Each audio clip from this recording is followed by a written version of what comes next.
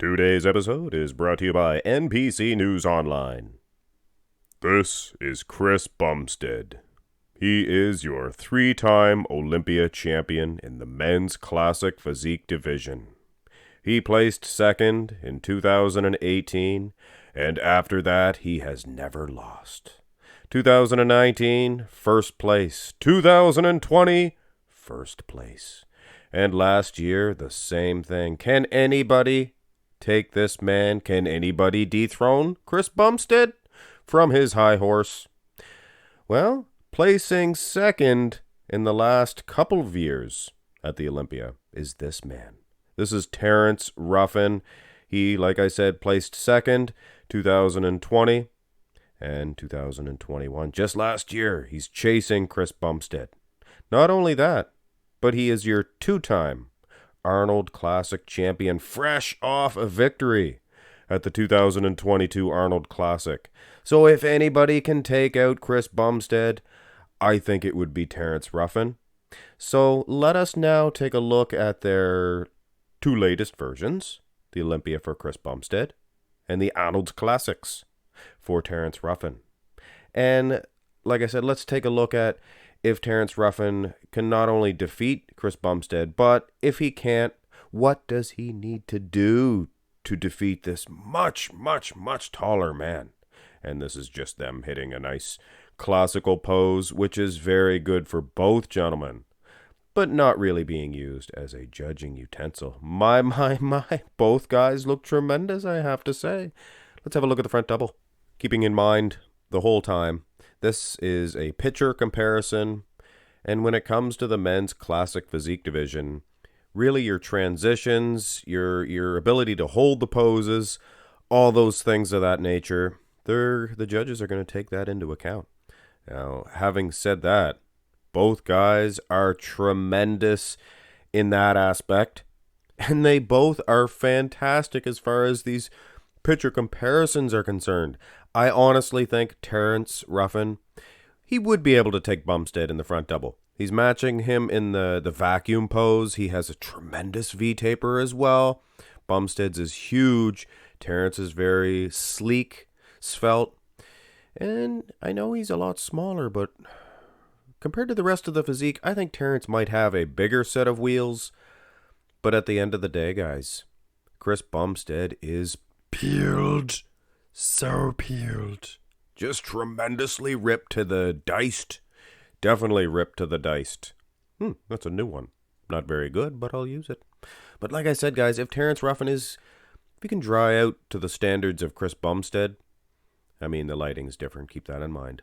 But if he can do that, I think he could show that he has a better set of guns for a smaller guy and maybe a bigger set of wheels. Close, though, guys, close. Have a look at one of the side shots.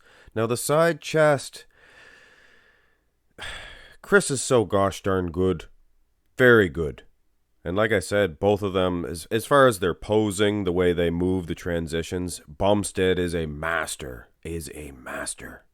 Terrence Ruffin, maybe even better. He's awesome when you watch those transitions.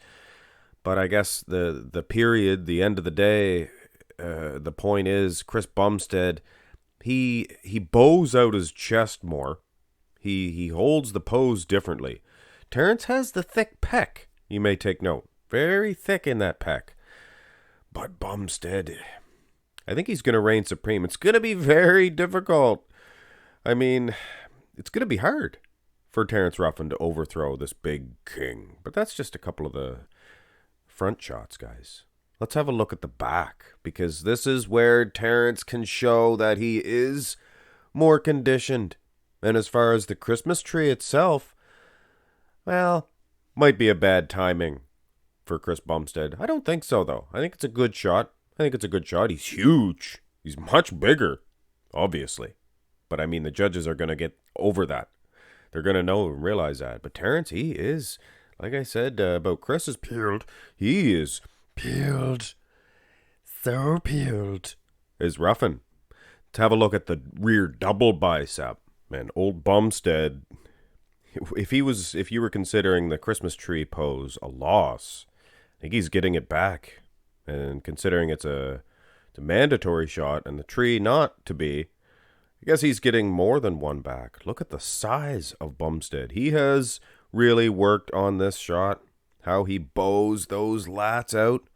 I mean, the arms look tremendous as well. I like how Terrence holds his up, kind of. Traditionally, I like them straight, but, not bad, not bad. Goes with his physique. But man, oh man. And the wheels are big, too, for Bumstead from behind. Hamstrings, tremendous separation.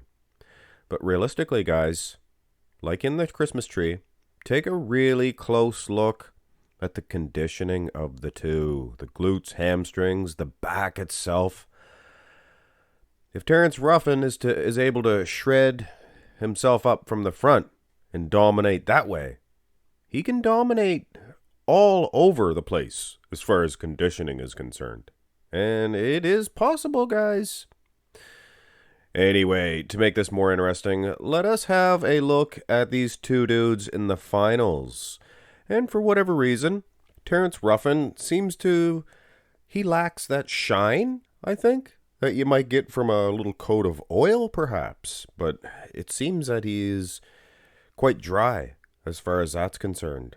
And all of those things make a difference, guys, especially when it comes to your routines. And that's what they're doing here. And Bumstead, he looks awesome. He looks like a big anchor with wheels. But Terrence Ruffin, the way he has tilted his physique there, look at that. Truly a thing of beauty. Just like Mickey says. He was talking about the Rocky statue. Not Rocky. But anyway, let's have a look at another shot. And Bumstead, man, oh man, like I said, guys, that little bit of oil. And the lighting, it's pretty dark there at the Arnold. But I mean, they too had the laser lights going on in the background. But at least they didn't have those big screens with all those trancy type videos, drawing your eye towards them. Should be looking at the bodybuilder itself. Bumstead definitely shining better in this one. Awesome back development. Anyway, ladies and gentlemen, Chris Bumstead, is he going to win 4 Olympias? I think it's going to be a 4-peat for sure. He's a 3-peat now. It's going to be a 4-peat. I think he's going to be a minimum 8-peat for sure. But at the end of the day, it's going to be a minimum 8-peat. Now, what can Terrence do? Honestly, realistically, he can do what he's doing. He's a consistent runner-up to Bumstead. And the only thing he can do is wait for Bumstead to slip up. It doesn't look like he's going to. But if he does slip up, condition, loses some size, in particular in the wheels, I think Terrence Ruffin would be like a tiger cat. He would pounce on Bumstead like a gazelle, and he would eat him up. But it's not, is he going to slip up? Those gazelles don't slip and fall too often. In particular, the rare Canadian gazelle, which is what we're looking at right now. Anyway, guys, that's my opinion on it. Bumstead, I give him a 92% chance of getting a 4-peat this year, 2022. Arnold's, or Olympia, sorry. Anyway, guys, hit thumbs up on the video. Helps tremendously. And have a great day.